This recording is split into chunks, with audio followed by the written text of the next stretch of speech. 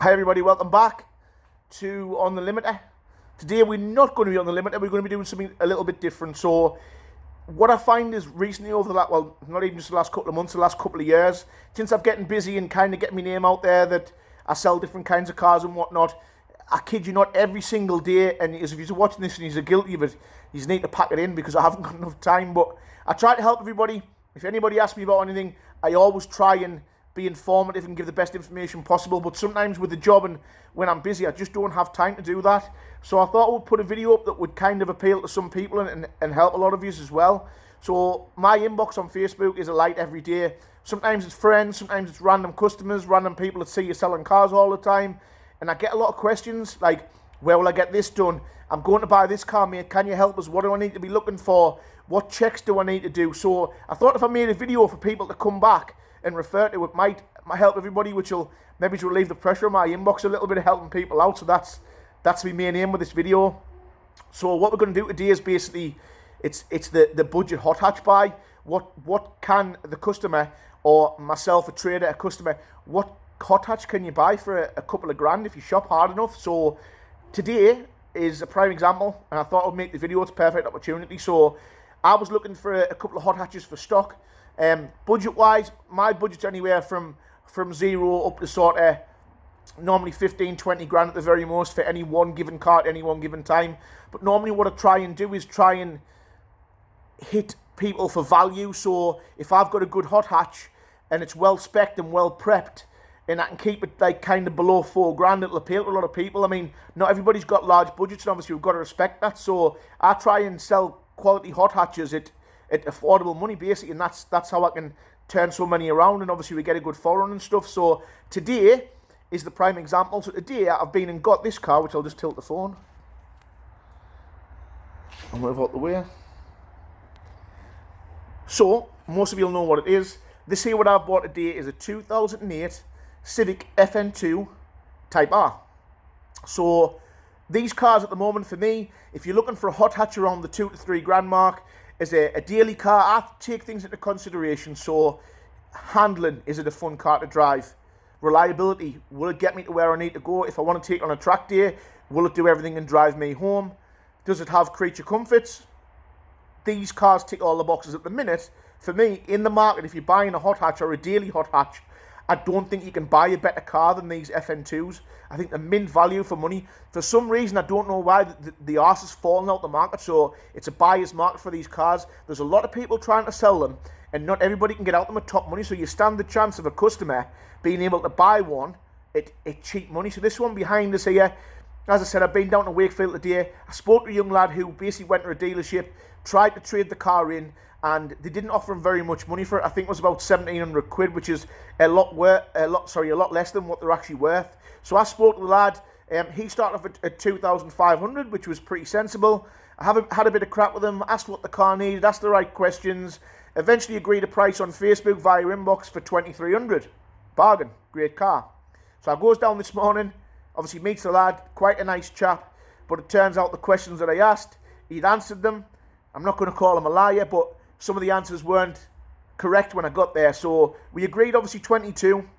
So that's 20. It was 23. I think it was 22. When I got down there, the ABS light was on, which I didn't know about. The car was juddering under hard acceleration in second and third gear, which I thought might be an engine mount or a drive shaft, something like that. The interior was minging, but that's now, I looked past that. The driver's seat rail wasn't working very well. One tyre was close to the legal limit, and all the pads all round were about shot. So obviously we had a bit of a conversation. I'm not a crook.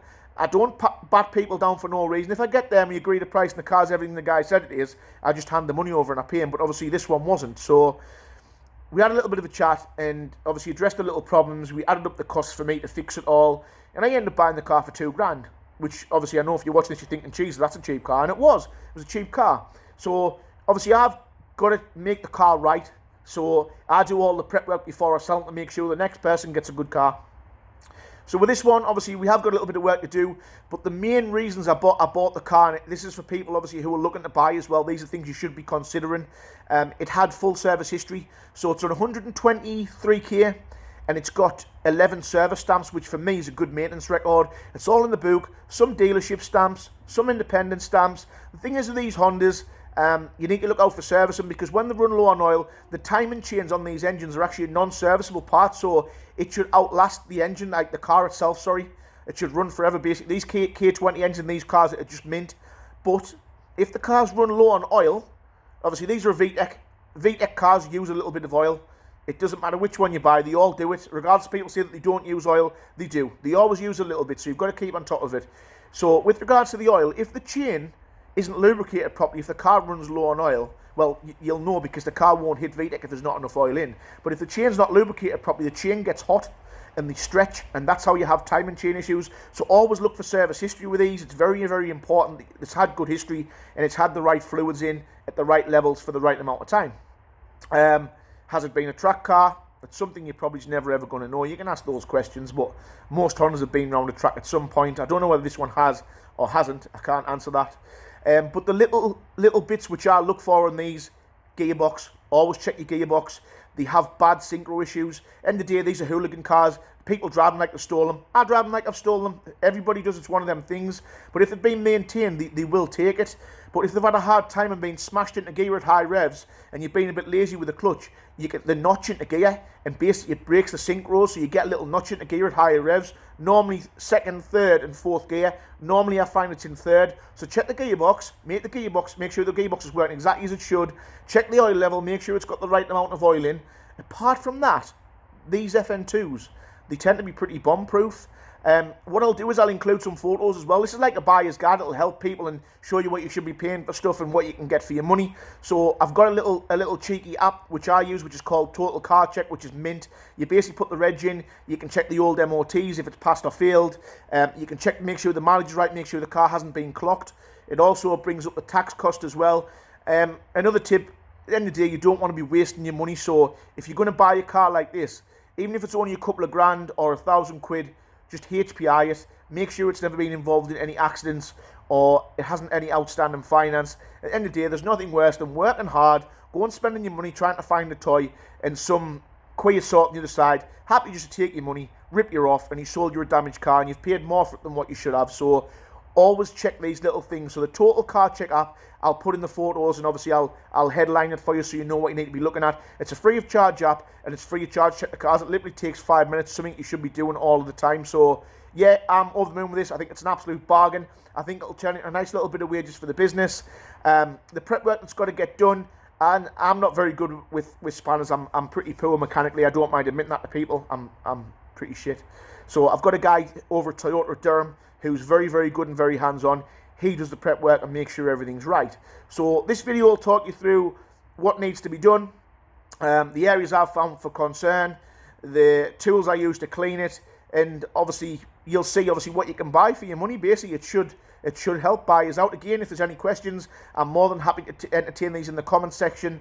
Again, as we see in every video, just like and subscribe. If there's anything you want to know about cars in particular, I'll maybe just give myself more work here, but if I've got the time, I don't mind answering questions as well. So I hope you enjoy the video, and this will talk you through our budget £2,000 hot hatch buy.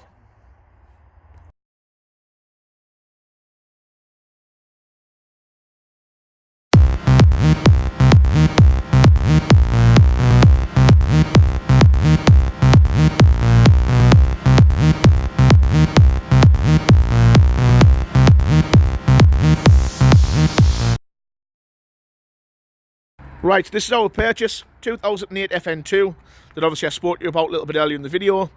As you can see, I've started cleaning the wheels up and everything. Just put a bit of wheel acid on there to remove that. It's not too harsh, the one that I use, but it just takes away all the brake dust and the pit, so they're looking quite well already. It is quite a nice car, as you can see. It sits really well as well. It's on yellow speed coilovers, which again, if you know obviously the Honda stuff, great. If not, the yellow speeds though are a very, very good suspension. Loads of adjustment on them, nice on the road, quite firm, and the car handles amazing on them. So that was one of the reasons I picked it up, because it had the suspension already on there. It does have to have an aftermarket stainless system as well. I don't know what that is, and neither did the previous owner, so I need to have a look into that. But the bits that I've found that I'm not happy with the FN2s, always check here. These arch trims here, they're a bit of a bugger. The clips in behind them are a bit shitty, and obviously what's happened here, they've caught at the bottom. and obviously it's moved this a little bit, but with the car being low, once you start catching these, it snaps the clips. It's very common on the Fn2s. The wing mirrors, the lens on this side's cracked, so I'm going to need to sort that out. I don't know if you can just replace them. I think you can, so I'm going to try and get a set of those. Round the rest of the car, it is pretty honest, it's pretty level. Obviously shitty plates, he must have took a private plate off, and obviously this is not ideal, but this is how I've had to drive it back. So he's put duct tape on there to get us home. It's got the little carbon surrounding here. Normally they're like a Lexus style light, the same as that, but these here do get pretty poor, and they do get water ingress and dirt in them, so people put that on to cover it, but it does look well, and I'm not going to change that. I'm quite happy with it. Again, quite a level car up this side as well. It's not too bad. Same crack this side. He must have caught them or something, but the lens is the same on here. I need to sort that out. Inside, I mean, guys, come on. If you're going to sell a car these days, at least clean it for the person coming to view it. Look at the state of that. I'd be horrified if someone pulled up to show me that.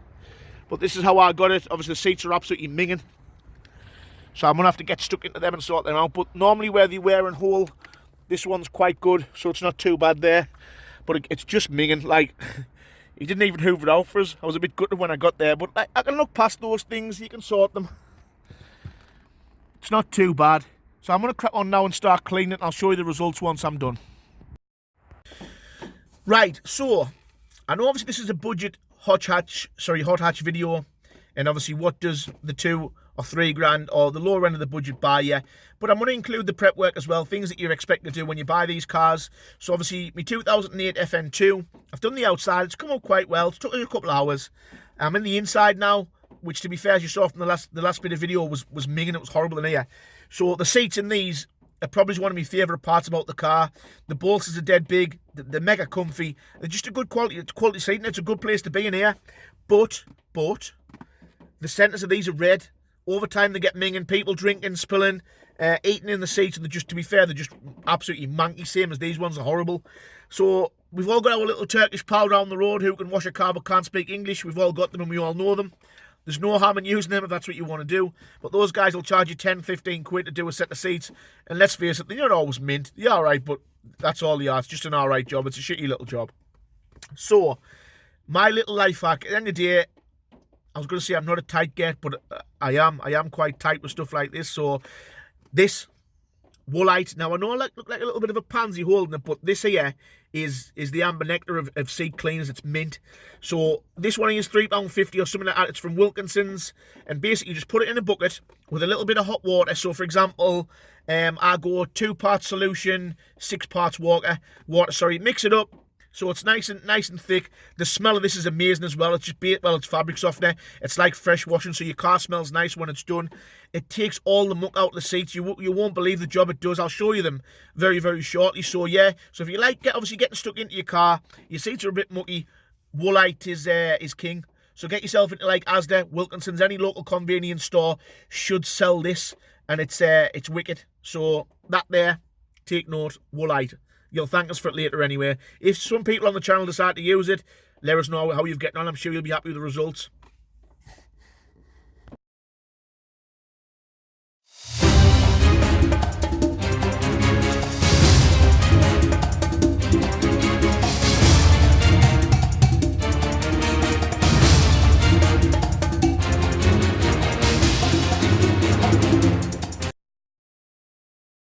I'm just back in the house there now. I've had a pretty long day mucking about with that Fn2, trying to get it right. I didn't get a chance to drop it through with Durham to get the prep work done. It's going tomorrow. But after speaking to the mechanic, the prep work's going to cost about 250 quid. So the discount I got off the car, the £200 discounted, worked out about right to get the car. So it was like in nice sellable condition. But listen, I know this video has been long-winded. I hope you enjoy it though. Like, basically these videos, I'm not doing them for any other reason, the fact that I like doing them. At the end of the day, as you all know, I run a business. That's why I do what I do. But I do it for the passion of cars. That's where it all started for me, and it's still the same. I'm still passionate about what I buy, what I sell. The cars I go to look at, the cars that I drive. It's basically all about the cars for me, and it always has been. But I mean, this video, obviously, it's a little buyer's guide. I know not everybody knows what to look for, so I mean, if somebody can take some positives from this video, if you can learn a little bit, if it helps you in the future to buy a better car, then obviously the videos, it has done its job. Hopefully the little hints and tips if people are looking for an FN2 like the one I've got today, hopefully it helps. So fingers crossed. Like I said, somewhere down the line, somebody might learn something from it. So it's always going to be helpful. Again, questions, more than welcome. I'll reply to them when I get 2 minutes.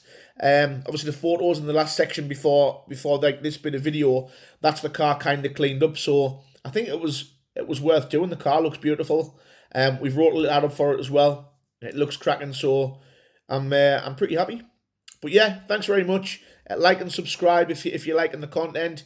If not, then feel free not to like and subscribe. There'll be no hard feelings. I've got no problem with people, and I know these videos aren't going to be for everybody. So, but yeah, thanks. So a little buyer's guide. What I'm going to do is, if people like this, give us a thumbs up, give us a comment. And what I'll do is, I'm buying hot hatches weekly, EP3s, little Clio 172 cups I got last week. So these little cars are readily available. So if anybody wants a buyer's guide on any particular car, there's a good chance that I'll probably come across it. I will buy one. So I'll take time out to do that. So if there's anything you want to see in particular, again, I'm here for you guys as well. So just let us know. But thanks very much. Cheers.